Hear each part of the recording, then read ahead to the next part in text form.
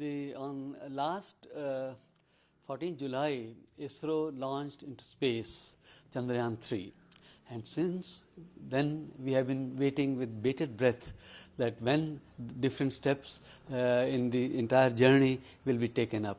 So last August early morning, ISRO transferred Chandrayaan-3 into the lunar trajectory, and then after 4 days, on 5th August in the evening, about 7 o'clock Indian Standard Time, it's going to be inserted into the lunar orbit. Lunar orbit insertion means its speed in its orbit will have to be reduced.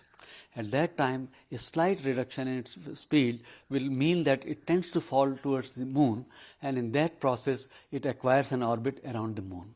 And that orbit is going to be highly elliptical, and ISRO said that they are going to follow very similarly what had happened during Chandrayaan-2's time, when orbiter with lander and rover went into a highly elliptical orbit around the moon. Those at that time, it was the perihelion was about 120 kilometers, and apophelion was about 18,000 kilometers. By the other terms also used apophelion and perihelion, but that means that in a highly elliptical orbit, the nearest point from the surface and the farthest point from the surface, that's how these figures are indicated. In the matter of Chandrayaan-3 also, at least I will expect that very similar orbit will be formed.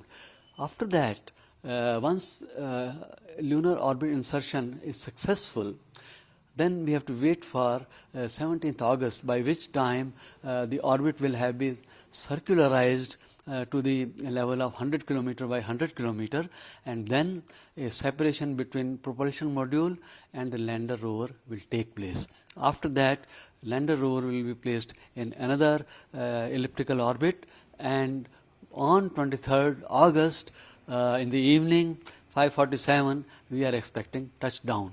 We hope this time it's going to be successful, because ISRO has taken every care that lander must be strong enough, lander must have laser altimeters and laser inertial reference systems, so that there is no error of any kind, and then lander is taken to the surface of the moon at a very slow speed in a very successful manner.